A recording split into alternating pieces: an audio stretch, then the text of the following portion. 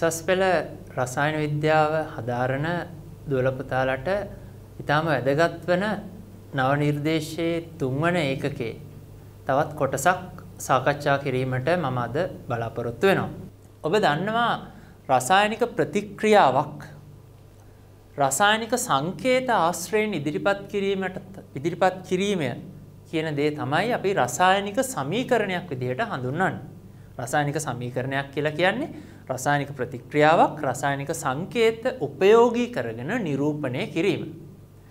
එහිදී අපි රසායනික ප්‍රතික්‍රියාවක් ලිවීමට පෙර එම ප්‍රතික්‍රියාවට සහභාගී වන ආරම්භක ද්‍රව්‍ය එහෙම නැත්නම් අපි වෙන වචනකින් කියනවා ප්‍රතික්‍රියක ඒවා මොනවද කියන එක දැනගෙන ඉන්න ඕනි. ඒවා පරීක්ෂණාත්මකව අපි දැනගෙන ඉන්න ඕනි. ඒ වගේම එම ප්‍රතික්‍රියක ප්‍රතික්‍රියා කිරීමෙන් නැත්නම් එකිනෙක ප්‍රතික්‍රියාවට ලක්වීමෙන් පසු සෑදෙන අවසාන ද්‍රව්‍ය අපි වෙන විදිහකට කියනවා ප්‍රතිඵල නැත්නම් ඵල කියලා ප්‍රතික්‍රියාවේ ඒ ප්‍රතිඵල මොනවාද කියන එකත් අපි දැනගෙන ඉන්න ඕනි. ඔබ විසින් යම්කිසි රසායනික ප්‍රතික්‍රියාවකට අදාළව ප්‍රතික්‍රියක සහ ප්‍රතිඵල දන්නවනම් ඒ ප්‍රතික්‍රියාවට අදාළව අපිට රසායනික සමීකරණයක් ඉදිරිපත් කරන්න පුළුවන්. රසායනික සමීකරණයක් ඉදිරිපත් කිරීම මගින් අපි බලාපොරොත්තු වෙන්නේ ඒ අදාළ ප්‍රතික්‍රියාව නිරූපණය කරන්න. එතකොට මේ සමීකරණය දැක්කහම රසායන විද්‍යාව හදාරා තිබෙන ඕනිම කෙනෙක් දන්නවා ඒ සමීකරණය අර්ථ නිරූපණය කරන්න. ඒ කියන්නේ මේ සමීකරණය මගින් ඉදිරිපත් වෙලා තියෙන මෙන්න මේ වගේ ප්‍රතික්‍රියාවක් කියලා. ඒ වගේම අපිට ප්‍රතික්‍රියාවක් ඉදිරිපත් කරනකොට ඒ රසායනික ප්‍රතික්‍රියාව ලිවීමේදී වැදගත් වෙන නැත්නම් සපුරාලිය යුතු මූලික කරුණු කීපයක් තියෙනවා. අපි රසායනික සමීකරණයක් ලියනකොට සෑම විටම වගේ ඒ රසායනික සමීකරණය තුලනය කිරීම සිදු කරනු ලබනවා. රසායනික ප්‍රතික්‍රියාවකට අදාළව ලියනු ලබන රසායනික සමීකරණයක් තුලනය කිරීම විදිහට මම හඳුන්වන්නේ ඒ සමීකරණයේ ප්‍රතික්‍රියක සහ ප්‍රතිඵල පැත්තේ. එහෙම නැත්නම් අපි ඊතලයෙන් වම් පැත්තේ ප්‍රතික්‍රියක ඊතලයෙන් දකුණු පැත්තේ ප්‍රතිඵල ඒ ප්‍රතික්‍රියක සහ ප්‍රතිඵල වල යම් යම් මූලද්‍රව්‍ය පරමාණු පවතිනවා. ඒ සෑම මූලද්‍රව්‍ය පරමාණුවක්ම ප්‍රතික්‍රියක පැත්තේ පවතින සංඛ්‍යාව සහ ප්‍රතිඵල පැත්තේ පවතින සංඛ්‍යාව සමාන විය යුතුයි. ඒකට අපි වචනයක් කියනවා රසායනික සමීකරණයක් ස්කන්ධ සංස්ථිතියට අනුකූල විය යුතුයි. නැත්නම් තුලිත රසායනික සමීකරණයක් ස්කන්ධ සංස්ථිතියට අනුකූල විය යුතුයි. ඒ වගේම රසායනික සමීකරණයක වම් පස නැත්නම් ප්‍රතික්‍රියක පැත්තේ පවතින සියලුම සංඝටකයන්ගේ විද්‍යුත් ආරෝපණවල එකතුව දකුණු පස විද්‍යුත් ආරෝපණවල එකතුවට සමාන විය යුතුයි. ඒක වෙන විදිහකින් කියනවා නම් ආරෝපණ සංසිතියට අනුකූල විය යුතුයි.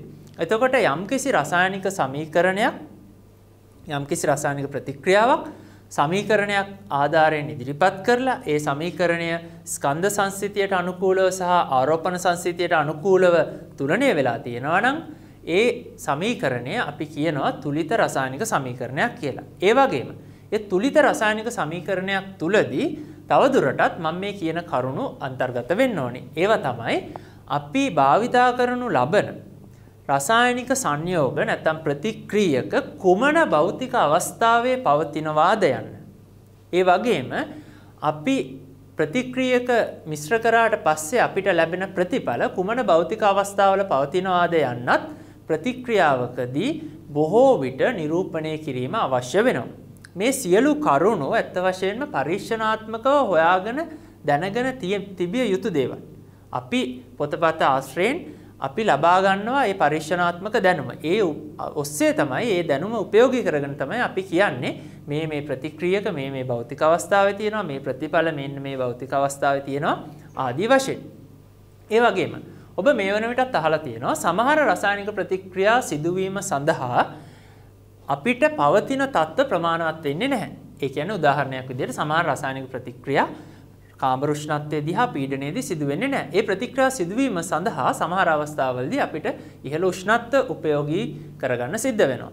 ඒ වගේම ඉහළ පීඩන තත්ත්වයන් උපයෝගී කරගන්න සිද්ධ වෙනවා. ඒ රසායනික ප්‍රතික්‍රියාව සඳහා භාවිතා කරනු ලබන උෂ්ණත්ව පීඩන ආදී තත්ත්ව ඒ රසායනික සමීකරණයේ ඊතලයේ ඉහළින් හෝ පහළින් නිරූපණය කරන්න පුළුවන්.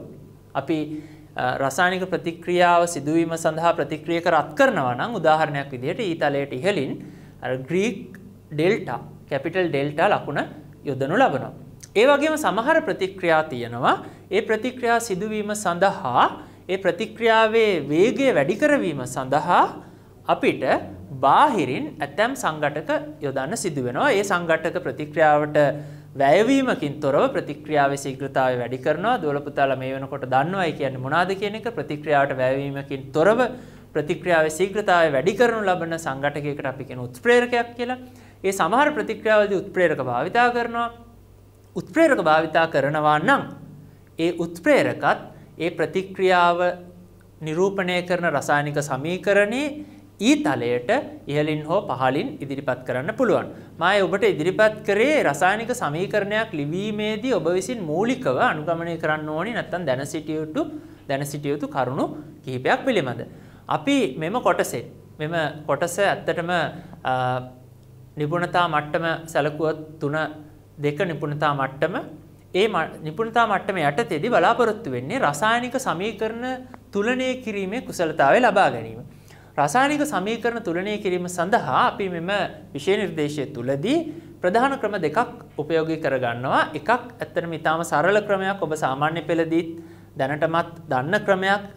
යම්කිසි ආකාරයකට පහසු වෙන ක්‍රමයකට අනුව කියලා දෙන්න උත්සාහ කරන්නේ මේ ක්‍රමය.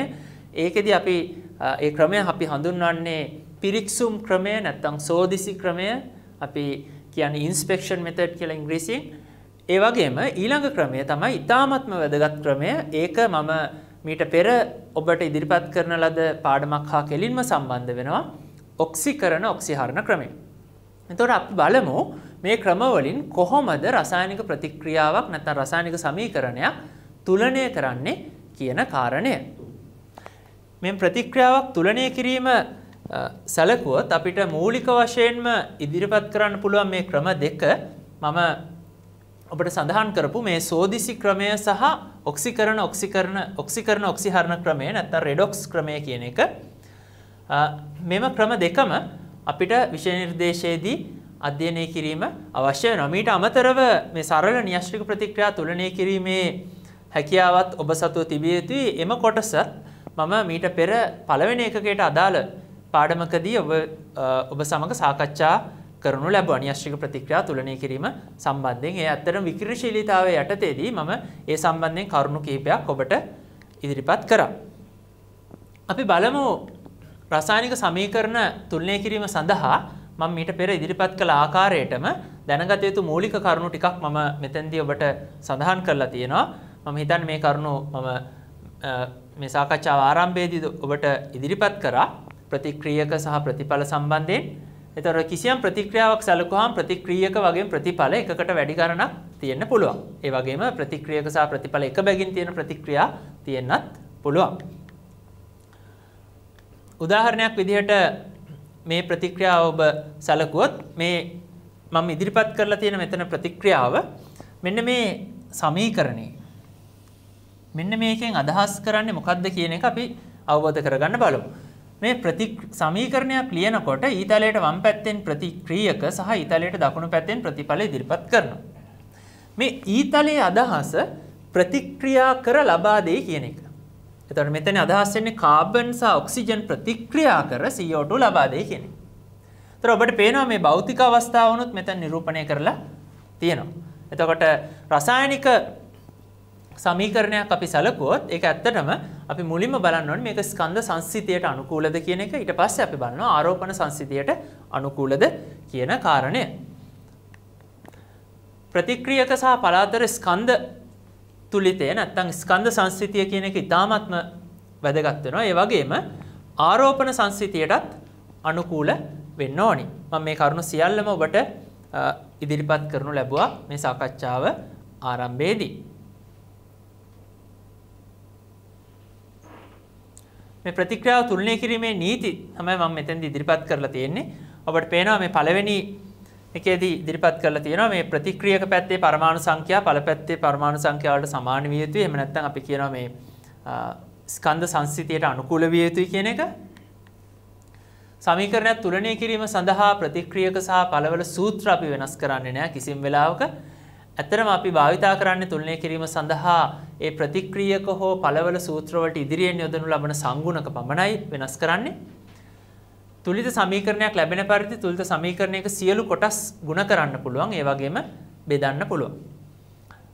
පිළිගත් ක්‍රමය නැත්නම් වඩාත්ම සුලභ ක්‍රමය තමයි තුලිත රසායනික සමීකරණයක සංගුණක කුඩාම පූර්ණ සංඛ්‍යාත්මක අනුපාතයට ඉදිරිපත් කිරීම. ඒ වගේම දෙපසම ආරෝපණ සමාන විය යුතුයි. ආරෝපණ සංසිතියට අනුකූල විය යුතුයි. අපි බලමු මේ ප්‍රධාන ක්‍රම දෙක මා මීට පෙර ඉදිරිපත් කළ ආකාරයටම සෝදිසි ක්‍රමය නැත්නම් අපි කියනවා පිරික්සුම් ක්‍රමය කියලා. මේකට කියන්න පුළුවන්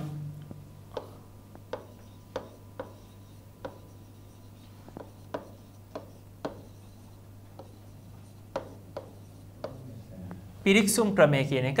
මේක ඇත්තටම අපි කියන්නේ මේ trial and error method නැත්නම් මේක අපි නැවත නැවත පිරික්සමින් සිදු කරන ක්‍රමයක්. හැබැයි මේ ක්‍රමයක් වඩා පහසුවෙන් කරන්න පුළුවන්. මා මෙහිදී ඔබට අවබෝධ කර දීමට බලාපොරොත්තු වෙන කරුණ මගින්. අද සෝදිසි ක්‍රමයෙන් රසායනික සමීකරණයක් තුලනය කරනකොට ඔබ දැනගත යුතු ප්‍රධානම කාරණය මෙන්න මේ දේ.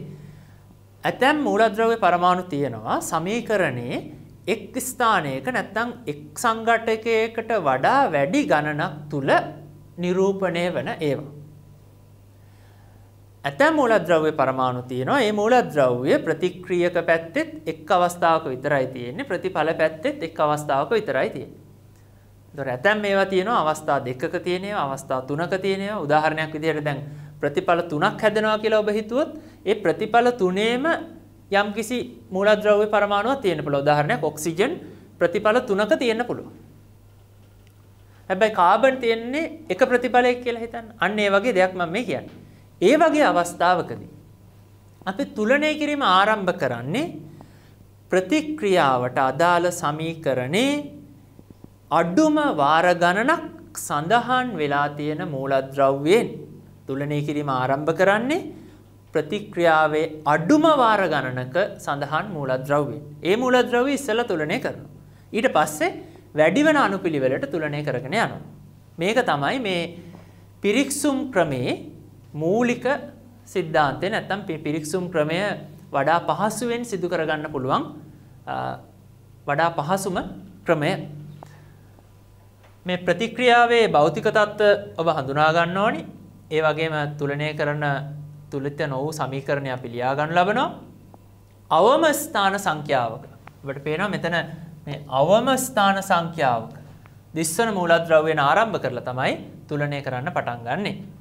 එතකොට මේ තුලනය කිරීම අවම වාර ගණනක් තියෙන එකෙන් තුලනය කරලා ඊට පස්සේ වැඩි වාර ගණනක් තියෙන ප්‍රතික්‍රියක හෝ ප්‍රතිඵල අවසානයේට තුලනය කරනු ලබනවා. එතකොට මේ පිරික්සුම් ක්‍රමය අපි රසායනික සමීකරණය දෙස බැලීමෙන් රසායනික සමීකරණය නැත්නම් තුලනය නොවු අසම්පූර්ණ සමීකරණය අවම වාර ගණනක් සඳහන් වෙලා තියෙන මූලද්‍රව්‍යයෙන් ආරම්භ කරලා තුලනය කරන්න පටන් ගන්න ක්‍රමයක්. අපි උදාහරණ වලින් අවබෝධ කරගන්න උත්සාහ කරමු. මම ඔබට නිදසුනක් මෙහි දක්වලා තියෙනවා. මේ C3H8 නැත්නම් ප්‍රොපේන් කියන වායුව ඔක්සිජන් තුල දහනය කිරීම.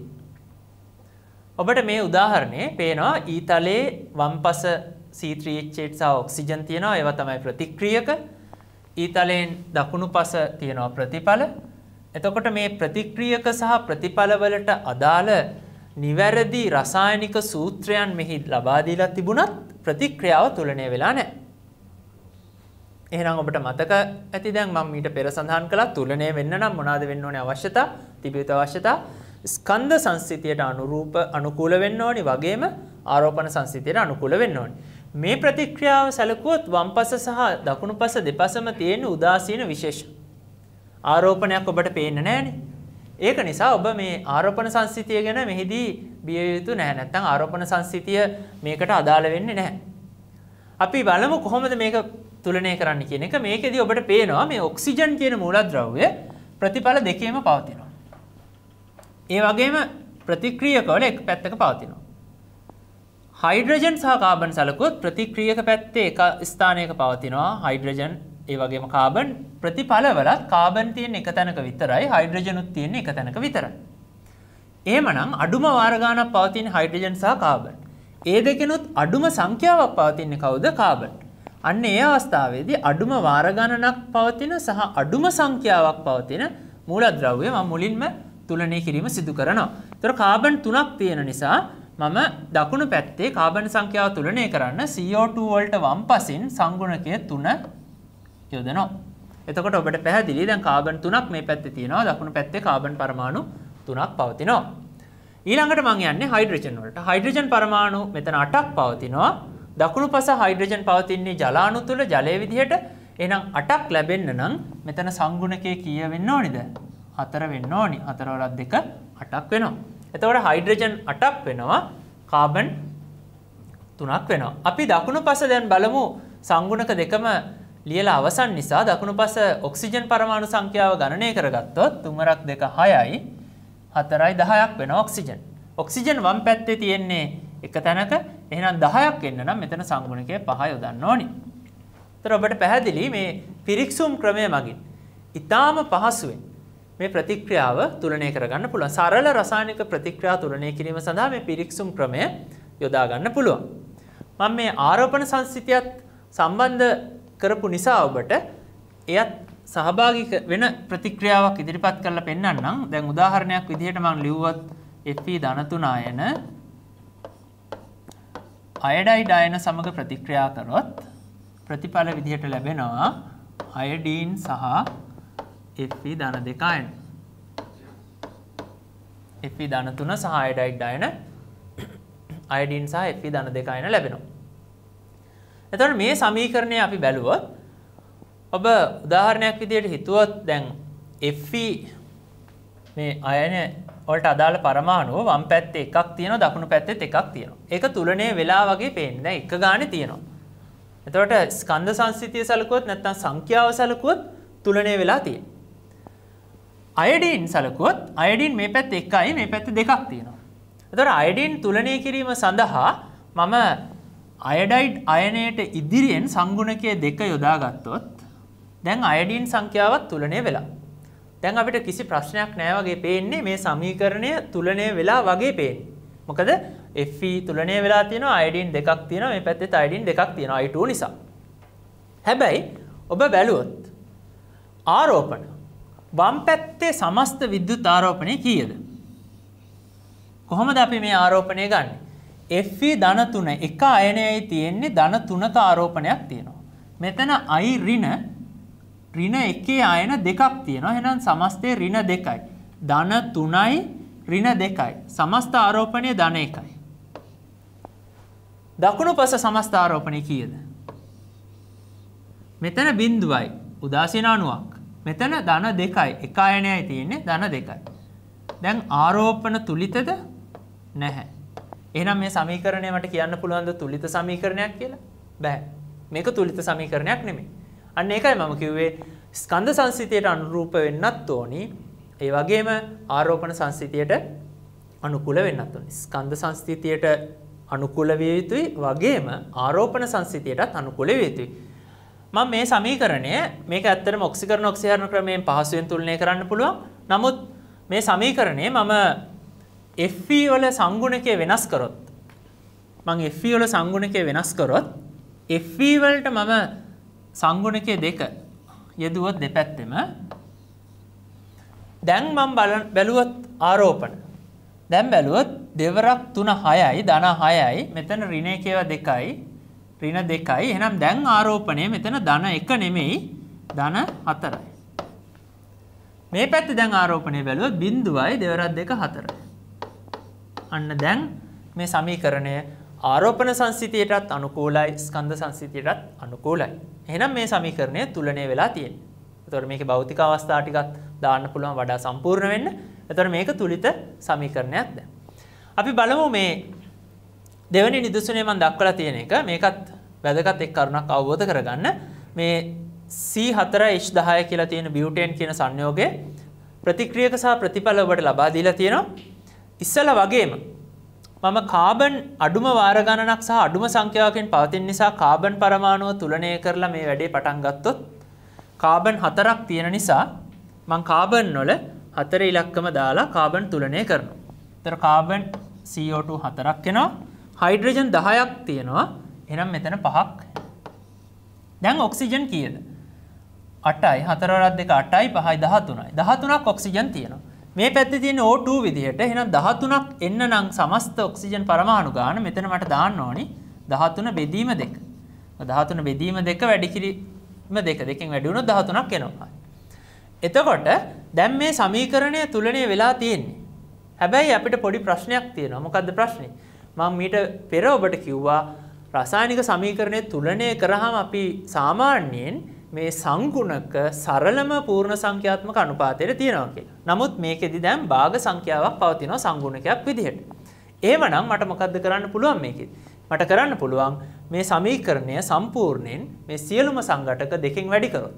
මම මේ සමීකරණය සම්පූර්ණයෙන්ම දෙකෙන් වැඩි කරොත් ඔක්කොම සංඝටක එතකොට මට ලැබෙනවා 2ක් C4H10 වායු 13ක් O2 8ක් CO2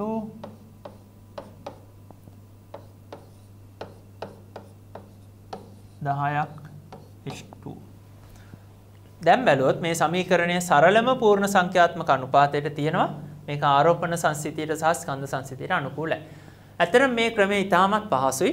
ඔබ මේ සමීකරණය තුලනය කිරීම ආරම්භ කළ යුත්තේ අඩුම වාර ගණනක් සඳහන් වෙලා තියෙන මූලද්‍රව්‍ය පරමාණු තුලනය කිරීමෙන් තමයි මෙම ක්‍රමය ආරම්භ කළ යුත්තේ.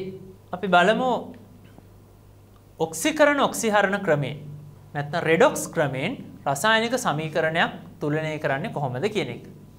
ඔබට මතක ඇති මීට පෙර පාඩමකදී මම ඉදිරිපත් කරා මේ ඔක්සිකරණ අංකය වෙනස් වෙනවා නම් මූලද්‍රව්‍ය පරමාණු වල යම්කිසි ප්‍රතික්‍රියාවක් තුලදී ඒ ප්‍රතික්‍රියාව අපි හඳුන්වනවා රෙඩොක්ස් ප්‍රතික්‍රියාවක් විදිහට. රෙඩොක්ස් ප්‍රතික්‍රියාවක් තුලදී අපි අවබෝධ කරගත්තා මේ ඔක්සිකරණයට ලක්වන ප්‍රභේදය සහ ඔක්සිහරණයට ලක්වන ප්‍රභේදය ඒවට අපි නම් වශයෙන් යොදුවා ඔක්සිකරණයට ලක්වන ප්‍රභේදයට අපි කිව්වා ඔක්සිහාරකය ඔක්සිහරණයට ලක්වන ප්‍රභේදයට අපි කිව්වා ඔක්සිකාරකය. එහෙමනම් දොර පුතාලට ඒ කරුණු මතින් නැත්නම් ඒ ලබාගත්තේ දැනුම ඉදිරියට ගෙන යාමක් තමයි මෙතන තියෙන්නේ. මේ කොටස ඇත්තටම ඉතාමත්ම වැදගත් කොටසක් අකාබනික රසායනය සඳහා.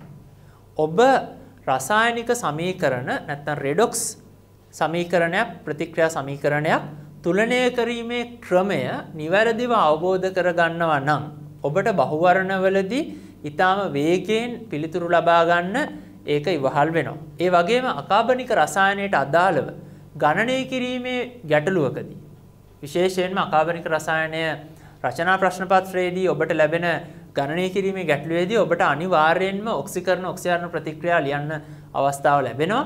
ඒ ප්‍රතික්‍රියා ලිවීමේදී සමහර අවස්ථාවලදී ඔබට අර්ධ ප්‍රතික්‍රියා ලියන්නත් වෙනවා. නැත්නම් අර්ධ ප්‍රතික්‍රියා නොමැතිව කෙලින්ම සමස්ත අයනික හෝ අණුක ප්‍රතික්‍රියාව ලියන්න අවස්ථාව ලැබෙනවා. ඒ කොටස් ඊටාම වේගයෙන් ලබා ගන්න පුළුවන් නැත්නම් එම කොටස් වලට ඊටාමත්ම වේගයෙන් නිවැරදි පිළිතුරු සපයන්න පුළුවන් මෙම කොටස ඔබ ඊටා හොඳින් අවබෝධ කරගත්තොත්. එතකොට ඔක්සිකරණ ඔක්සිහරණ ප්‍රතික්‍රියා තුලනය කිරීම සඳහා මම ඔබට ක්‍රම දෙකක් මෙහිදී පැහැදිලි කිරීමට බලාපොරොත්තු වෙනවා. ඒ ක්‍රම දෙකෙන් පළවෙනි ක්‍රමය තමයි මම දක්වලා තියෙන්නේ ඔබට පේන විදිහට මෙතන අර්ධ ප්‍රතික්‍රියා ක්‍රමය කියලා.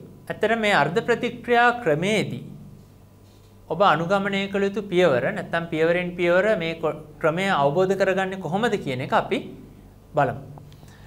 අර්ධ ප්‍රතික්‍රියා ක්‍රමයේදී මේ ප්‍රතික්‍රියකයක් ඔක්සිකරණයට ලක් වෙනවා සහ ප්‍රතික්‍රියකයක් ඔක්සිහරණයට ලක් වෙනවා කියන එක දැන් අපි දන්නවා රෙඩොක්ස් ප්‍රතික්‍රියාවකදී. සමහර ප්‍රතික්‍රියාවලදී එකම පරමාණු ඔක්සිකරණයට මෙන්ම ඔක්සිහරණයටත් ලක් වෙනවා.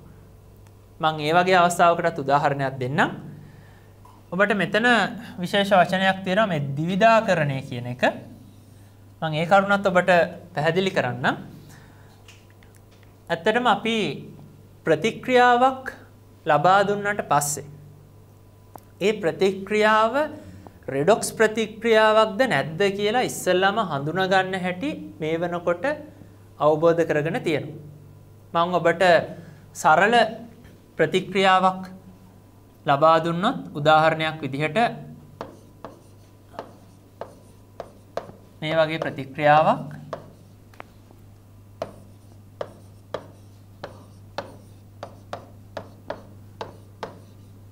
ඔබට මේ ඊටාම් පහසුවෙන් හඳුනා ගන්න පුළුවන් ඔක්සිකරණ ඔක්සිහරණ ප්‍රතික්‍රියාවක් බව.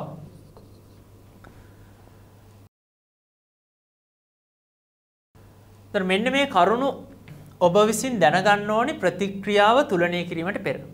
මොනවාද ඒ කරුණු? මේ ප්‍රතික්‍රියාව ඔක්සිකරණ ඔක්සිහරණ ප්‍රතික්‍රියාවක්ද නැද්ද යන වගේ. ඒක බලන්නේ කොහොමද? මේ ප්‍රතික්‍රියක සහ ප්‍රතිඵලවල පවතින මූලද්‍රව්‍ය පරමාණු වලට ඔක්සිකරණ අංක පවරීම මගින් නැත්නම් ලබා දීම මගින් ඒ ඔක්සිකරණ අංකවල වෙනසක් වෙලා තියෙනවද කියලා බලලා වෙනසක් වෙලා තියෙනවා නම් අනිවාර්යෙන් මේ ප්‍රතික්‍රියාව රෙඩොක්ස් ප්‍රතික්‍රියාවක් කියලා හඳුනා ගන්න පුළුවන්කම තියෙනවා.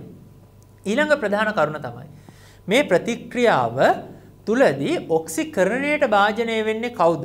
සහ ඒ ඔක්සිකරණයට භාජනය වීමේ ප්‍රතිඵලයක් විදිහට හැදෙන්නේ කවුද?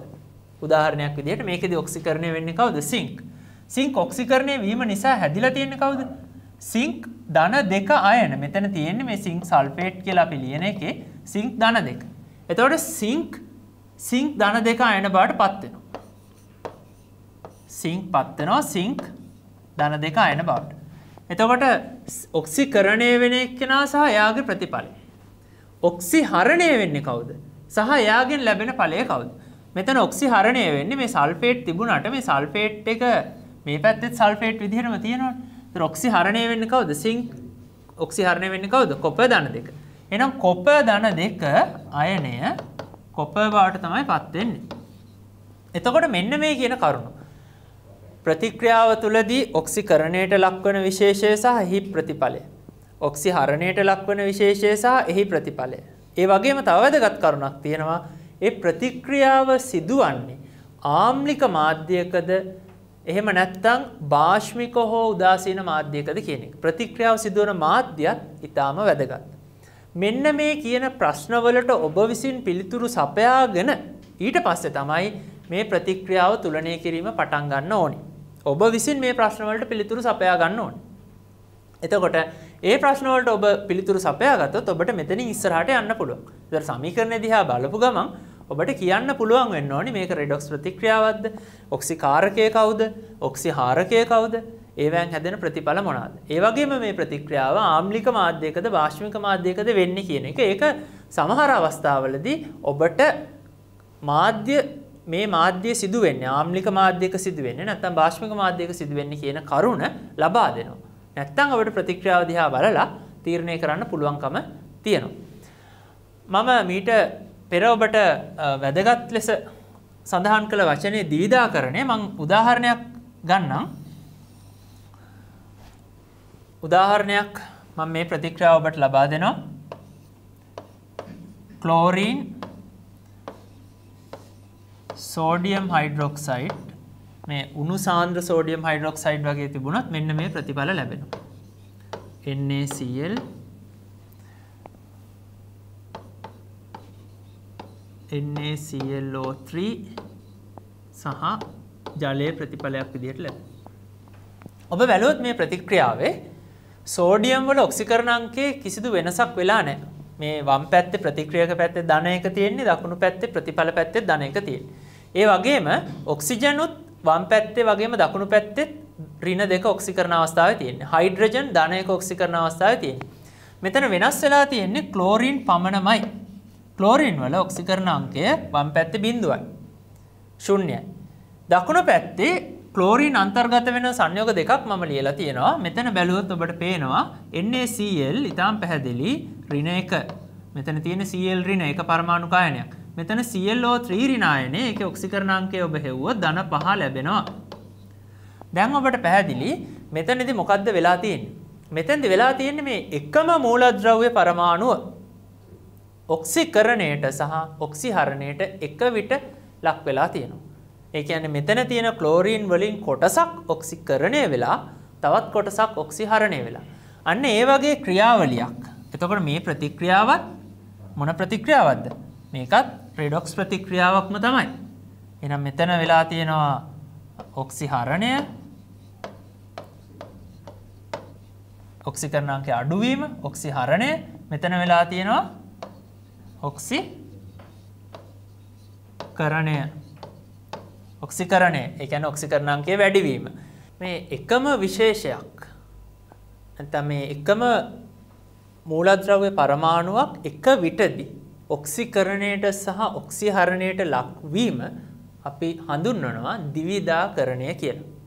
එතකොට මේ ප්‍රතික්‍රියාවත් ඔක්සිකරණ ඔක්සිහරණ ප්‍රතික්‍රියාවක්ම. ඒකට අපි විශේෂ නමක් දෙනවා ද්විධාකරණ ප්‍රතික්‍රියාවක් කියලා. මේ වගේ ප්‍රතික්‍රියා තුලනය කිරීමත් අපි සාමාන්‍ය ක්‍රමයටම සිදු කරනවා මෙතනින් පස්සේ ඉගෙන ගන්න ක්‍රමයේ යටතේදී. ඔබට මම මේ ද්විධාකරණය කියන වචනේ හඳුන්වා දෙන්න තමයි උදාහරණය ඉදිරිපත් කරේ. අපි බලමු ඊළඟට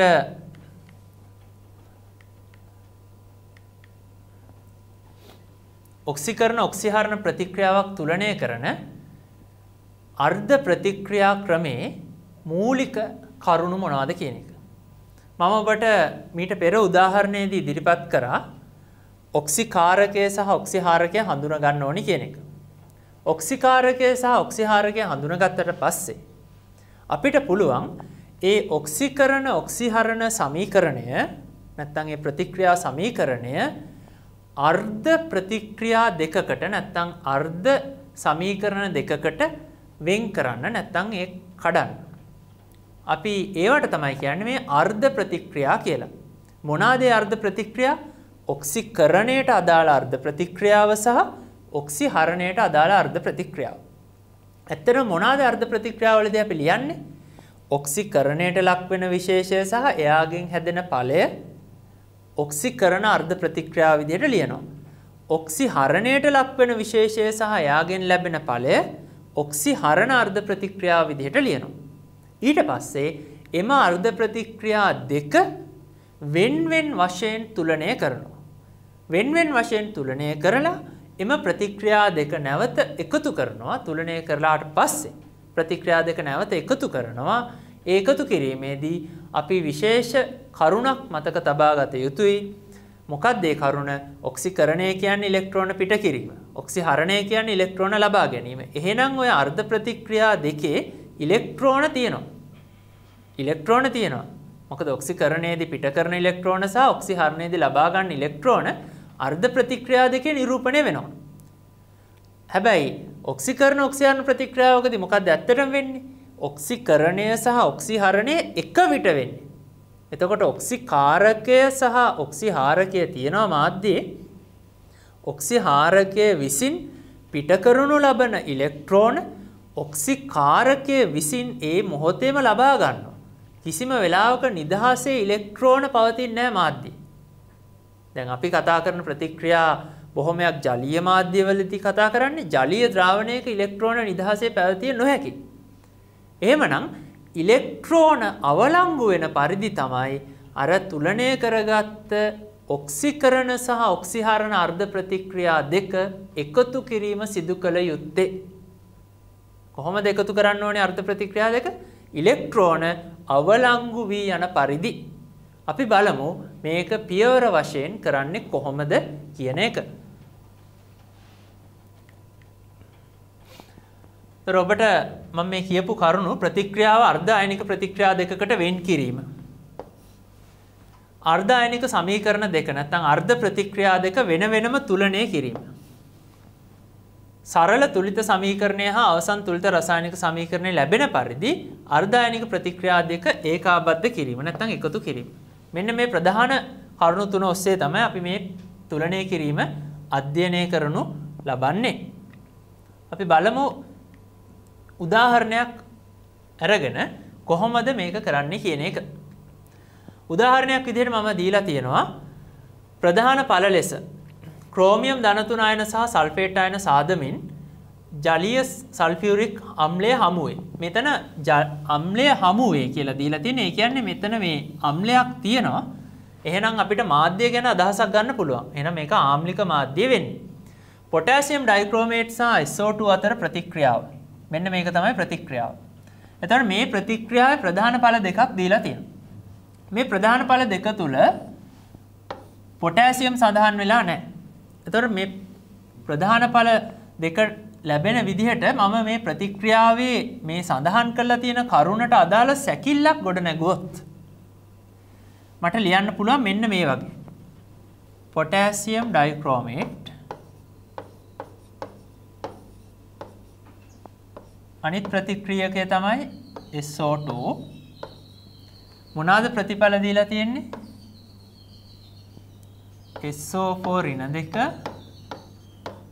අනිත් ප්‍රතිඵලය Cr ධන 3. මෙතනදී මේ පොටෑසියම් දකුණු පැත්තේ සඳහන් වෙලා නැහැ. ඒකේ එක අදහසක් තමයි පොටෑසියම් මේ ප්‍රතික්‍රියාවට සහභාගී වෙලා නැහැ. රසායනිකව පොටෑසියම් මාධ්‍යය තිබුණාට පොටෑසියම් වලට වෙනසක් වෙලා නැහැ. මෙතන පොටෑසියම් ධන 1 ආයන තියෙන්නේ. ඒක වෙනසක් වෙලා නැහැ. ඒක නිසා මට පුළුවන් මේකේ පොටෑසියම් අයින් කරලා ඩයික්‍රෝමේට් අයනය විතරක් ඉදිරිපත් කරන්න. එතකොට ඩයික්‍රෝමේට් අයනය සහ SO2 දකුණු පැත්තේ එනවා. සල්ෆේට් අයනය සහ Cr ධන 3. එතකොට මේ වගේ අයනික සංයෝගයක අයන වෙන් කරගන්න ඔබට හැකියාව පැවතිය යුතුයි. එතකොට මම මෙතන ඩයික්‍රෝමේට් එක විතරක් සඳහන් කරන්නම්.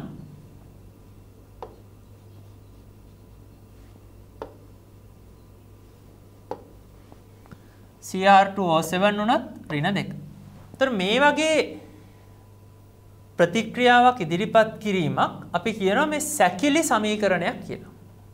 මේකට අපි කියනවා සැකිලි සමීකරණයක් කියලා.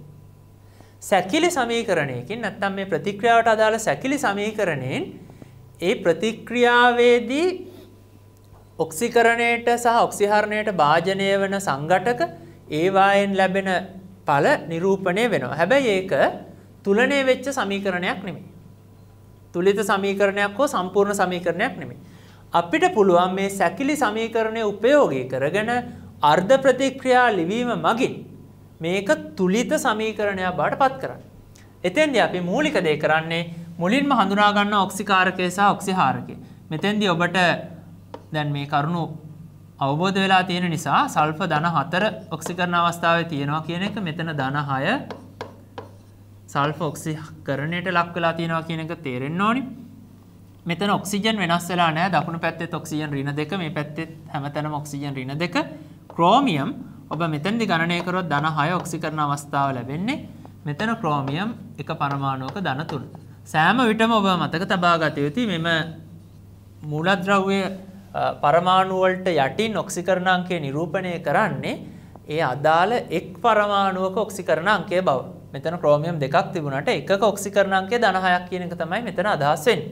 එතකොට ඔබට පැහැදිලි මෙතන ඔක්සිකරණය වෙලා තියෙන්නේ මෙයා. මම කෙටියෙන් ඔක්සිඩේෂන් කියන අදහසින් ලියන්නම්. මෙතන ඔක්සිහරණය වෙලා තියෙන්නේ මේ සංයෝග. එතකොට ඔක්සිකාරකය සහ ඔක්සිහාරකය මම හඳුනාගත්තා. දැන් මට පුළුවන් මේක අර්ධ ප්‍රතික්‍රියා දෙකකට වෙන් කරන්න. එහෙනම් මොනවාද මගේ අර්ධ ප්‍රතික්‍රියාව වෙන්නේ? ඔක්සිකරණ අර්ධ ප්‍රතික්‍රියාව. ඔක්සිකරණ අර්ධ ප්‍රතික්‍රියාව. මොකක්ද ඔක්සිකරණ අර්ධ ප්‍රතික්‍රියාව? SO2 SO4 ඍණ 2 මේක තමයි ඔක්සිකරණ අර්ධ ප්‍රතික්‍රියාව. ඔක්සිහරණ අර්ධ ප්‍රතික්‍රියාව ඊළඟ එක. ඔක්සිහරණ අර්ධ ප්‍රතික්‍රියාව ඔබ කෙටියෙන් ඔක්සිහරණ අර්ධ කියලා ලිව්වත් ප්‍රමාණවත් ඒක. එතකොට ඔක්සිහරණ අර්ධ ප්‍රතික්‍රියාව Cr2O7 2- නැත්නම් ඩයික්‍රෝමේට් අයනය යනවා Cr ධන 3 බවට. එතකොට මේ අර්ධ ප්‍රතික්‍රියා දෙක මේ විදිහට ලියා ගන්න පුළුවන්. එතකොට ඔබට අසම්පූර්ණ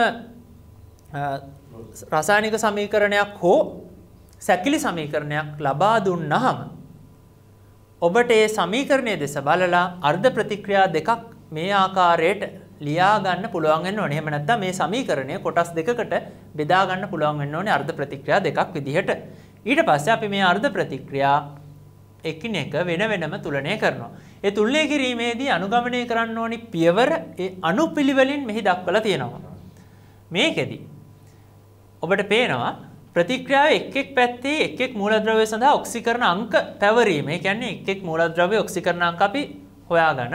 ඒ ඔක්සිකරණ අංක ආශ්‍රයෙන් ඔක්සිකරණයට හා ඔක්සිහරණයට පාත්‍ර වූ සංඝටකවල පරමාණු තුලනය කරගන්න ඕනේ. එතකොට ඔක්සිකරණයට හා ඔක්සිහරණයට පාත්‍ර වූ සංඝටකවල පරමාණු තුලනය කර ගැනීම කරන්න ඕනේ. ඒක මම මේ උදාහරණය මේ පියවර වලින් පස්සේ ඔබට නැවත මතක් කරන්නම්. ඔබ මේ දෙවන පියවර මතකට නැවතත් බැලුවොත් මේ ඔක්සිකරණයට හෝ ඔක්සිහරණයට ලක් වී ඇති පරමාණු නැත්නම් සංඝටක තුලනය කිරීම කියන එකෙන් මම අදහස් කරන්නේ දැන් ඔබට පැහැදිලි වෙනවා මේ සමීකරණයේ මේ ඔක්සිකරණය වෙලා තියෙන සල්ෆර් දෙපැත්තම එක ගානේ තියෙන්නේ. මෙතන ඔක්සිහරණය වෙලා තියෙන්නේ ක්‍රෝමියම්. මේ පැත්තේ දෙකක් තියෙනවා මේ පැත්තේ එකක් තියෙන්නේ. එතකොට අංක එකට අපි කරන්න ඕනි මෙයාව තුලනය කරන් ඉන්න ඕනි. එතන මෙතන දෙකේ ඉලක්කමක් දාගන්න ඕනි. අන්න ඒක තමයි මේ දෙවෙනි වැදගත්ම කරුණ. ඊළඟට පැති දෙකේම සමස්ත ඔක්සිකරණ අංකය ලබා ගැනීමට ඔක්සිකරණ අංකය එම පරමාණු සංඛ්‍යාවෙන් ගුණ කරන්න ඕනි. අපි සමස්ත ඔක්සිකරණ අංකය ලබා ගන්න ඕනි ඊට පස්සේ.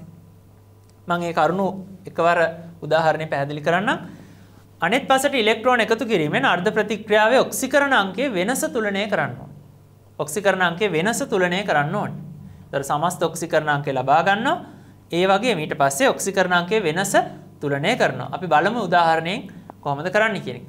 ඊට පස්සේ ජලීය මාධ්‍යයේ සිදුවන ප්‍රතික්‍රියාවලදී ආම්ලික නම් H ධන ආයනද ක්ෂාරීය මාධ්‍යයක නම් OH ඍණ ආයනද දාලා ආරෝපණ තුලනය කරනවා. ඊළඟ පියවර ජලීය මාධ්‍යයේදී ජලාණු එකතු කිරීමෙන් හයිඩ්‍රජන් නැත්නම් ඔක්සිජන් පරමාණු තුලනය කරනවා. අවසාන වශයෙන් තුලනය කිරීම සිදු කරන්නේ ජලාණු එකතු කරනවා.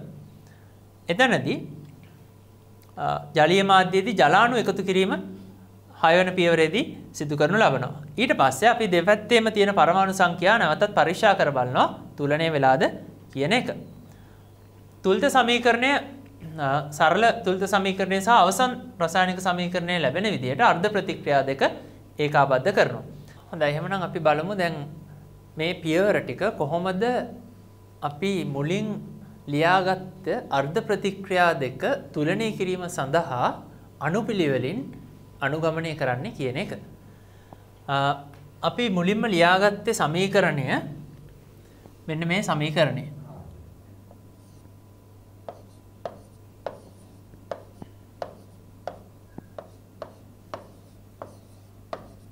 මෙන්න මේ සමීකරණය තමයි මුලින්ම ලියාගත්තේ සමීකරණය. මේ සමීකරණය උපයෝගී කරගෙන අපි අර්ධ ප්‍රතික්‍රියා දෙකක් ලියාගත්තා. මොනවාද අර්ධ ප්‍රතික්‍රියා දෙක? ඔක්සිකරණ අර්ධ ප්‍රතික්‍රියාව මම කෙටියෙන් මේ විදිහට ලියන්නම්. ඔක්සිකරණ අර්ධ ප්‍රතික්‍රියාව විදිහට අපි ලිව්වා SO2 මොනකටද යන්නේ SO4 ඍණ 2 තත්ත්වයට යනවා. ඊට පස්සේ අපි ලියාගත්තා ඔක්සිහරණ අර්ධ ප්‍රතික්‍රියාව රිඩක්ෂන් කියන අදහසින් මම කෙටියෙන් ලියන්නම් මේ වගේ Cr2O7 2- නැත්නම් ඩයික්‍රෝමේට් අයනය Cr ධන 3 බවට පත්.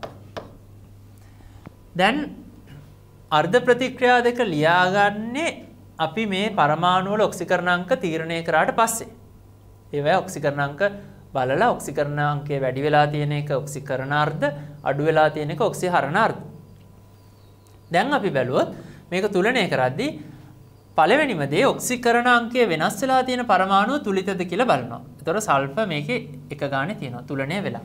ඊට පස්සේ මේ ඔක්සිකරණාංකය වෙනස් වෙලා තියෙන පරමාණුවේ සමස්ත ඔක්සිකරණ අංකය නැත්නම් ඒ පරමාණු වල සමස්ත ඔක්සිකරණ අංකය බලනවා. ඔක්සිජන් වල වෙනසක් වෙලා නැහැ. සල්ෆර් මෙතන ධන 4 තියෙන්නේ. මෙතන සල්ෆර් වල ඔක්සිකරණ අංකය ධන 6. අපි ඔක්සිකරණ අංකය තුලනය කිරීම සිදු කරනවා. ඔක්සිකරණ අංකය තුලනය කිරීම සිදු කරනවා. ඔක්සිකරණ අංකය තුලනය කරන්නේ ඔක්සිකරණ අංකයේ වැඩි පැත්තට නැත්නම් වැඩි ධනාගයක් තියෙන පැත්තට ඉලෙක්ට්‍රෝන එකතු කිරීම මගින්. අපි බැලුවොත් ඔක්සිකරණ අංකය වැඩි ධන 4 මෙතන ධන 6. එහෙනම් ඔක්සිකරණ අංකයේ වැඩි පැත්තට ඔක්සිකරණ අංකයේ තුලනය වෙන්න ඉලෙක්ට්‍රෝන එකතු කරනවා. එහෙනම් ඉලෙක්ට්‍රෝන ඍණාරෝපිත එහෙනම් ඍණාරෝපණ දෙකක් එකතු කරන්න ඕනේ. එතකොට ඍණාරෝපණ දෙකක් එකතු කරා. ඊට පස්සේ මේ ප්‍රතික්‍රියාව දැන් වෙන්නේ මාධ්‍ය මම දීලා තියෙනවා. ඔබට සපයලා තියෙනවා මේ ප්‍රතික්‍රියාව වෙන මාධ්‍ය. මොකද්ද මාධ්‍ය? ආම්ලික මාධ්‍ය. සල්ෆියුරික් මාධ්‍ය කියලා තියෙනවනේ. ප්‍රතික්‍රියාව ආරම්භයේදී. එතකොට මේක වෙන්නේ ආම්ලික මාධ්‍යයේදී කියන එක අපි දැනගත්තා. ආම්ලික මාධ්‍ය. ආම්ලික මාධ්‍යයේදී නිසා ආරෝපණ තුලනය කරන්න මම හයිඩ්‍රජන් අයන නැත්නම් H ධන අයන යොදා ගන්නවා. මෙතන වම් පැත්තේ ඍණ ආරෝපණ හෝ ධන ආරෝපණ නැහැ. මේ පැත්තේ මෙතන ඍණ ආරෝපණ 2යි මෙතන ර්ණ ආරෝපණ 2යි ඍණ 4ක් තියෙනවා. එහෙනම් මේ ඍණ 4 බිඳුව දක්වා අඩු කරන්න ධන ආරෝපණ යොදන්න ඕනේ. එහෙනම් මට මෙතනට දාන්න පුළුවන් 4ක් H ධන අයන. එහෙනම් H+ 4ක් මම එකතු කරනවා. ඊට පස්සේ බැලුවොත් මෙතන හයිඩ්‍රජන්. ඔබට පේනවා හයිඩ්‍රජන් පරමාණු 4ක් තියෙනවා. මෙතන මේ හයිඩ්‍රජන් තුලනය කරන්න මම වම් පැත්තට ජලය දෙනවා. ජල අණු 2ක් දාන්න ඕනේ. ඔබ අවසානයේ මේ ක්‍රමය අනුගමනය කරලා බැලුවොත් ඔක්සිජන් පරමාණු නිකම්ම තුලනය වෙලා තියෙනවා. ඔක්සිජන් මේ පැත්තේ 4යි මේ පැත්තේ 4ක් තියෙනවා. එතකොට මේ සමීකරණය දැන් තුලනය වෙලා තියෙනවා. මම මේක ලේබල් කරගන්න සමීකරණ අංක 1 කියලා මගේ. ඔක්සිකරණ අර්ධ ප්‍රතික්‍රියාව. දැන් අපි යමු ඔක්සිහරණ අර්ධ ප්‍රතික්‍රියාවට. ඔක්සිහරණ අර්ධ ප්‍රතික්‍රියාවේදී අංක 1ට මම කරන්නේ මොකද්ද? ඔක්සිකරණ අංකය වෙනස් වෙලා තියෙන පරමාණු තුලනය කරනවා. මෙතන ක්‍රෝමියම් 2ක් තියෙනවා. මෙතන 1යි. එහෙනම් මෙතන 2ක් දාගන්න ඕනේ. ඊළඟට මොකක්ද අපි කරන්නේ? ඒ ඔක්සිකරණ අංකය වෙනස් වෙලා තියෙන පරමාණුවේ සමස්ත ඔක්සිකරණ අංක දෙපැත්තෙම ගණනය කරනු ලබනවා. සමස්ත ඔක්සිකරණ අංකය දෙපැත්තෙම ගණනය කරනු ලබනවා. ඔබට මතක ඇති මම මෙතෙන්දී පෙන්නපු පියවර පැති දෙකෙහිම සමස්ත ඔක්සිකරණ අංකය ලබා ගැනීමට ඔක්සිකරණ අංකයම පරමාණු සංඛ්‍යාවෙන් ගුණ කිරීම. ඒතර ඔක්සිකරණයට හා ඔක්සිහරණයට පාත්‍ර වූ මූලද්‍රව්‍ය හඳුනාගෙන ඒ මූලද්‍රව්‍යයේ ඔක්සිකරණ අංකයේ වෙනස සොයා ගන්නු ලබනවා. ඒ ඔක්සිකරණ අංකයේ වෙනස් වෙච්ච මූලද්‍රව්‍යය. එතකොට ඒක තමයි මම මෙතෙන්දී සිදු කරේ. එතකොට මෙතන ක්‍රෝමියම් එකක ධන 6ක් තියෙනවා. එහෙනම් මේ ධන 6 ක්‍රෝමියම් දෙකක් පවතිනවා. එතකොට මට ලියන්න පුළුවන් දෙවරක් ධන 6. මෙතන ධන 3 ක්‍රෝමියම් ධන 3 දෙකක් තියෙනවා. ධන 3. එතකොට මෙතන වෙනස වම් පැත්තේ ධන 12ක් වෙනවා. දකුණු පැත්තේ ධන 6ක් තියෙනවා. ඔක්සිකරණ අංකය තුලනය කිරීම සඳහා ඍණාරෝපණ 6ක් මේ පැත්තට එකතු වෙන්න ඕනි කියන එක පැහැදිලි. එහෙනම් ඉලෙක්ට්‍රෝන 6ක් මෙතෙන්ට එකතු වෙන්න ඕනි. ඒතර ඉලෙක්ට්‍රෝන 6ක් දැම්මට පස්සේ ආරෝපණ බැලුවොත් ආරෝපණ මේ පැත්තේ ඍණ 6යි ඍණ 2යි ඍණ 8ක් තියෙනවා. දකුණු පැත්තේ ධන 6ක් තියෙනවා. ඍණ 8ක් තියෙනවා. දකුණු පැත්තේ ධන 6ක් තියෙනවා. ආරෝපණ තුලනය කිරීම සඳහා අපිට යොදන්න පුළුවන් හයිඩ්‍රජන් අයන. එහෙනම් හයිඩ්‍රජන් අයන අපි යෙදුවොත් මෙතන ආරෝපණ තුලනය කිරීම සඳහා හයිඩ්‍රජන් අයන යොදන්න පුළුවන් හේතුව තමයි මේ ප්‍රතික්‍රියාව සිද්ධ වෙන්නේ ආම්ලික මාධ්‍යයක. ආම්ලික මාධ්‍යයකදී නම් ආරෝපණ තුලනය කරන්න හයිඩ්‍රජන් අයන යොදනවා. එහෙනම් මෙතෙන්දී හයිඩ්‍රජන් අයන මට යොදන්න වෙනවා කීයක්ද? මේ ඍණ 8 තියෙන පැත්ත ධන 6 දක්වා වැඩි කරන්න ධන ආරෝපණ 14ක් අවශ්‍ය වෙනවා. එහෙනම් මෙතෙන්ට එකතු වෙන්න ඕනි ධන ආරෝපණ 14ක්. ඒ කියන්නේ H ධන අයන 14ක් එකතු වෙන්න ඕනි මේ පැත්තට. දැන් හයිඩ්‍රජන් මේ පැත්තේ 14ක් තියෙනවා. එහෙනම් හයිඩ්‍රජන් තුලනය කරන්න මෙතෙන්ට ජල අණු කීයක්ද ඕනි? 7ක් දාන්න ඕනි. දැන් බැලුවොත් මේකේ ඔක්සිජන් තුලනය වෙලා තියෙන්නේ. ඔක්සිජන් 7යි වම් පැත්තෙත් 7යි. එතන මේක තමයි මගේ ඔක්සිකරණ. මේක තමයි මගේ ඔක්සිහරණ අර්ධ ප්‍රතික්‍රියාව. එතකොට දැන් මේ ප්‍රතික්‍රියා දෙක එකතු කරන්න ඕනි අවසාන ප්‍රතික්‍රියාවේ ඉලෙක්ට්‍රෝන නොමැති වන පරිදි. අවසාන ප්‍රතික්‍රියාවේ ඉලෙක්ට්‍රෝන නොමැති වන පරිදි. සාමාන්‍යයෙන් අපි එතෙන්දි කරන්නේ මේ ඔක්සිකරණ අර්ධ ප්‍රතික්‍රියාවේ ඉලෙක්ට්‍රෝන සංඛ්‍යාව සහ ඔක්සිහරණ අර්ධ ප්‍රතික්‍රියාවේ ඉලෙක්ට්‍රෝන සංඛ්‍යාව වෙන්වෙන් වශයෙන් බලලා ඔක්සිකරණ අර්ධ ප්‍රතික්‍රියාව ඔක්සිහරණ අර්ධ ප්‍රතික්‍රියාවේ ඉලෙක්ට්‍රෝන සංඛ්‍යාවෙන් වැඩි කරොත් දැන් පළවෙනි සමීකරණය මම 6න් වැඩි කරොත් මෙතන ඉලෙක්ට්‍රෝන එනවා දකුණු පැත්තේ කීයක්ද 12ක් එනවා. දෙවෙනි සමීකරණය මේකේ ඉලෙක්ට්‍රෝන ගානෙන් දෙකෙන් වැඩි කරොත් එතන ඉලෙක්ට්‍රෝන 12ක් වෙනවා. එතකොට මේකේ ඉලෙක්ට්‍රෝන තියෙන්නේ දකුණු පැත්තේ, ඔක්සිහරණ අර්ධ ප්‍රතික්‍රියා ඉලෙක්ට්‍රෝන තියෙන්නේ වම් පැත්තේ. එතකොට මේ විදිහට සමීකරණ දෙක වැඩි කරලා එකතු කරොත් මතක තියාගන්න මේ සමීකරණයක ඊතලය කියන එක සරල වීජීය සමීකරණයක සමාන ලකුණට අනුරූපයි. එතකොට මේකේ දකුණු පැත්තේ තියෙන්නේ මේ සමීකරණේ වම් පැත්තේ තියෙන්නේ. එතකොට මේක එකතු කරනකොට අර ඉලෙක්ට්‍රෝන ටික අවලංගු වෙනවා. හැබැයි මේකෙදි දැන් ඔබට පේනවා මෙතන මෙතන ඉලෙක්ට්‍රෝන දෙකයි මේකේ 6යි. එතකොට මේක මාරු කරලා වැඩි කරන එක හා සමානවම මට කරන්න පුළුවන් මේ සමීකරණය 3ෙන් වැඩි කරොත් 6ක් එනවා. දෙවෙනි සමීකරණය 1ෙන් වැඩි කරනවා. ඒ කියන්නේ මේ විදිහටම තියෙනවා. එතකොට ඉලෙක්ට්‍රෝන 6යි. එතකොට මට ලියන්න පුළුවන් මේක පළවෙනි සමීකරණය වැඩි කිරීම 3 ධන දෙවෙනි සමීකරණය. දෙවෙනි සමීකරණය ඔයනම් 1ෙන් වැඩි කරන්න. එතකොට මේවා වැඩි කරන්නේ මොනවා වෙන පරිදිද? මේවා වැඩි කරන්නේ එකතු කරනකොට ඉලෙක්ට්‍රෝන සමාන වෙලා අවලංගු වී යන පරිදි.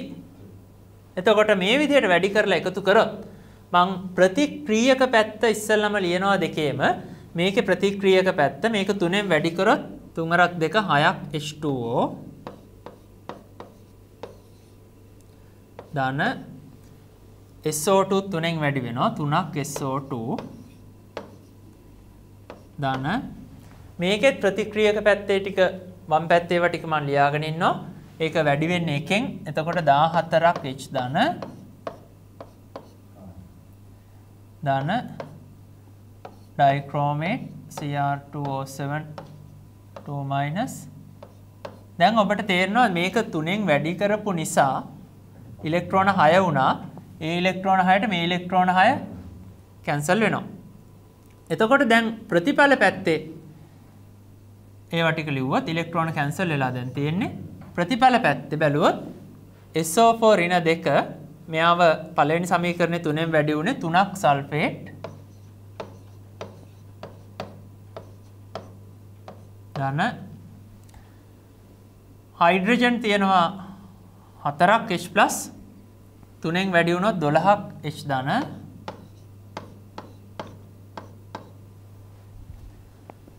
ක්‍රෝමියම් වැඩි වුණේ 1ෙන් 2ක් Cr3+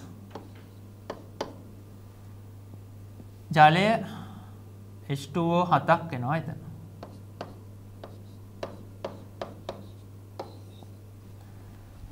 දැන් මේ විදිහට මට ලියන්න පුළුවන්. මේක බැලුවාම ඔබට පේනවා සමහර විශේෂයන් තියෙනවා මේ සමීකරණේ දෙපැත්තෙම තියෙනවා. එතකොට අපි කරන්නේ මේ සමීකරණයේ දෙපසම තියෙන විශේෂයන් අවලංගු කරලා තවදුරටත් මේ සමීකරණය සරල කරන්න පුළුවන්. උදාහරණයක් විදිහට දැන් බැලුවොත් මේ පැත්තේ H ධනායන 14ක් තියෙනවා. දකුණු පැත්තේ H ධනායන 12යි තියෙන්නේ. එතකොට මේ 12 අවලංගු කරොත් 2ක් H ධන. එතකොට මේ H ධන 12 කැන්සල් වෙනවා. ඒ වගේම ජලය මේ පැත්තේ 6ක් තියෙනවා. දකුණු පැත්තේ 7ක් තියෙනවා. මේ ජලාණු 6ම අයින් කරන්න පුළුවන්. මෙතන ජලාණු 7 එකක් බවට පත් වෙනවා. එතකොට ඔබට මේ ලැබෙන අවසාන සමීකරණය තමයි මේ සමීකරණය. මොකක්ද සමීකරණය? 3ක් SO2 ධන 2ක් H ධන Cr2O7 2- නැත්නම් ඩයික්‍රෝමේට් අයන ප්‍රතිඵල සල්ෆේට් 3යි 2ක් Cr3+ එකක් H2O. එතකොට මේක තමයි අවසාන සමීකරණය. එතකොට මේ සමීකරණය තමයි තුලිත අයනික සමීකරණය විදිහට අපි හඳුන්වනු ලබන්නේ. මේ සමීකරණය ඔබට ලියා ගන්න, ගොඩනගා ගන්න හැකියාව තියෙනවා නම් මේ සමීකරණයෙන් පස්සේ මේ ප්‍රතික්‍රියාවේ අනෙකුත් අයන නැත්නම් ප්‍රතික්‍රියාව ආරම්භයේදී දී ඇති අනෙකුත් අයන මේ පවතින අයන වලට සම්බන්ධ කරලා තුලිත සමීකරණය, තුලිත රසායනික සමීකරණය, එහෙම නැත්නම් අපි කියනවා අණුක සමීකරණය ඉතා පහසුවෙන් ගොඩනගා ගන්න පුළුවන්. එතකොට ඔබ මේ ප්‍රතික්‍රියාවක් ඔක්සිකරණ ඔක්සිහරණ ක්‍රමයෙන් තුලනය කිරීමට අදාළව දැනගත යුතු වන මූලික කරුණ තමයි මම මේ පැහැදිලි කරේ. එතකොට මේ මූලික පියවර ටික අනුගමනය කිරීම මගින් ඔබට පහසුවෙන් අර්ධ ප්‍රතික්‍රියා ක්‍රමයෙන් මේ තුලිත රසායනික ප්‍රතික්‍රියා නැත්නම් ඔක්සිකරණ ඔක්සිහරණ ප්‍රතික්‍රියා තුලනය කිරීම සිදු කිරීමේ හැකියාව පවතිනවා. හරි. අපි ඊළඟට ඉතා ඉක්මනින් බලමු. එහෙමනම් බාෂ්මික මාධ්‍යයකදී සැකිලි සමීකරණයක් ලබා දුන්නාම කොහොමද අර්ධ ප්‍රතික්‍රියා ක්‍රමයෙන් ඒක තුලනය කරන්නේ කියන එක. ඔබ වෙනුවෙන් මම ඒ තුලනය කිරීම සිදු කරලා තියෙනවා. ඒ මම ඊටාම කෙටියෙන් පැහැදිලි කරන්නම්. ඔබට පේනවා මේ ප්‍රතික්‍රියාවේ පර්මැංගනේට් සහ අයඩයිඩ් අයන අතර ප්‍රතික්‍රියාව. මම මේ ප්‍රතික්‍රියාව සලකලා තියෙන්නේ බාෂ්මික මාධ්‍යයක MnO2 සහ අයඩේට් අයන සෑදෙන්නේ. මම මෙතන ලියනවා බාෂ්මික කියන එක. එතකොට මම මීට පෙර සිදු කළ ක්‍රියාපිළිවෙල ඒ විදිහටම අනුගමනය කරලා අර්ධ ප්‍රතික්‍රියා දෙක ලියාගත්තා. ඊට පස්සේ ඔක්සිකරණ අංක තුලනය කිරීමට ඉලෙක්ට්‍රෝන යෙදුවා. මෙතෙන්දී වැදගත් දේ ඍණ 1 ධන 5 ඒකක 6ක වෙනසක් තියෙනවා. ඒක නිසා ඉලෙක්ට්‍රෝන 6ක් මෙතෙන්ට දැම්මා. ඒ විදිහට ආරෝපණ තුලනය කිරීමේදී බාෂ්මික මාධ්‍යයේදී ආරෝපණ තුලනය කරේ OH ඍණ අයන දාලා. මෙතන ඉලෙක්ට්‍රෝන 6ක් දැම්මට පස්සේ ඍණ 6යි ඍණ 1යි ඍණ 7යි මේ පැත්තේ තිබුණේ ඍණ 1යි ඒකට ඍණ 6ක් වෙන්න OH ඍණ අයන 6ක් දාලා තියෙනවා. මේකෙදි ඉලෙක්ට්‍රෝන 3ක් එන්න ඕනි. ඉලෙක්ට්‍රෝන 3ක් දැම්මට පස්සේ ඍණ 3යි ඍණ 1යි ඍණ 4යි ඒ ඍණ 4 තුලනය වෙන්න දකුණු පැත්තේ ආරෝපණ තිබුණ නැති නිසා OH ඍණ අයන 4ක් දැම්මා. හයිඩ්‍රජන් තුලනය කරන්න ජලය දාලා තිනවා මේ පැත්තට. එතකොට මේකෙදි ඉලෙක්ට්‍රෝන 6යි මේකේ ඉලෙක්ට්‍රෝන 3යි. නැවතත් පළවෙනි එක එකෙන් වැඩි කරලා එහෙම නැත්නම් පළවෙනි එක වැඩි නොකර දෙවෙනි එක දෙකෙන් වැඩි කරොත් ඉලෙක්ට්‍රෝන සමාන වෙනවා. ඉලෙක්ට්‍රෝන සමාන වෙන පරිදි මේක වැඩි කරලා මම එකතු කරලා තියෙනවා. එකතු කරාට පස්සේ දෙපැත්තෙම තියෙන පොදු සංරචක අවලංගු කරලා ප්‍රතික්‍රියාව තවදුරටත් සරල කරලා මම ලියලා තියෙනවා. මේක තමයි තුලිත අයනික සමීකරණය. එතකොට ආම්ලික සහ බාෂ්මික මාධ්‍යවලදී අර්ධ ප්‍රතික්‍රියා ක්‍රමය මගින් ඔක්සිකරණ ඔක්සිහරණ ප්‍රතික්‍රියාවක් තුලනය කරගන්නා ආකාරය පිළිබඳව ඔබට හොඳ දැනුමක් ලැබෙන්න ඇති කියලා මම විශ්වාස කරනවා. ඔබට මේ සම්බන්ධයෙන් වැඩිදුරටත් අභ්‍යාස කරලා මේ දැනුම ප්‍රගුණ කරගන්න පුළුවන්. ඇත්ත වශයෙන්ම ආම්ලික සහ බාෂ්මික මාධ්‍යයන්ට අදාළව මේ සැකිලි සමීකරණ අවම වශයෙන් ඔබ 25 බැගින්වත් තුලනය කිරීම සිදු කිරීම කළ යුතුයි. ඒ මගින් ඔබට මේ සම්බන්ධ දැනුම වර්ධනය කර ගැනීමේ හැකියාව නිසැකවම ලැබෙනවා. එහෙමනම් දුවල පුතාලා මම විශ්වාස කරනවා අද මෙම පාඩම තුලින් ඔබට ඔක්සිකරණ ඔක්සිහරණ ප්‍රතික්‍රියා තුලනය කිරීම සම්බන්ධයෙන් හොඳ දැනුමක් ලැබෙන්න ඇති කියන එක. අපි තවත් ඒකකයකින් තවත් කොටසකින් වැඩසටහනකින් නැවතත් හමු වීමේ බලාපොරොත්තුව ඇතුව මෙම වැඩසටහනෙන් මෙතනින් සමුගන්නවා. ඔබ සියලු දෙනාට ආයුබෝවන්.